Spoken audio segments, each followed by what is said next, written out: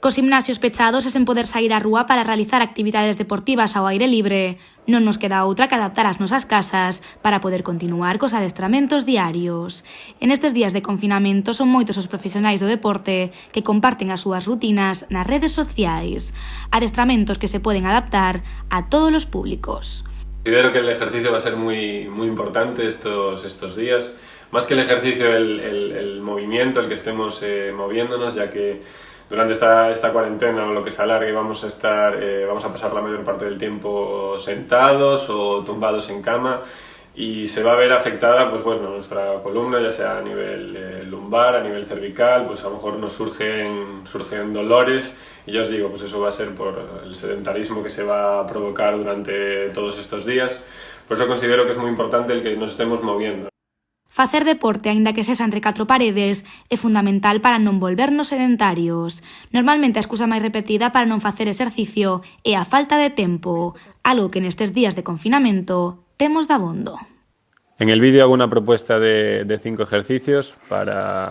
son ejercicios ya de un nivel medio alto de realización, y la propuesta que hago pues es realizar cada ejercicio durante 20 segundos y descansar 10 entre ejercicios y poder repetir este ciclo pues 8 veces, pudiendo descansar entre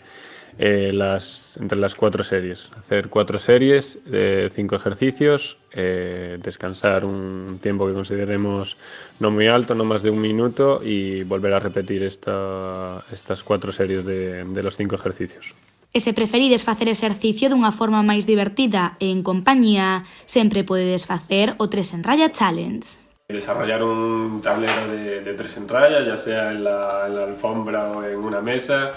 y por ejemplo realizar algún tipo de ejercicio antes de poder mover la ficha, ya sea sentarse y levantarse de una silla, ya sea algún movimiento de brazos, ya sea ir hasta una zona y volver, cualquier tipo de movimiento, de ejercicio que se le ocurra a la persona y que se acuerde entre los dos, y a lo mejor poner un número de repeticiones, ya os digo, antes de poder mover la ficha de cada uno. O sea, es una propuesta para que todo el mundo esté moviendo y no esté sentado.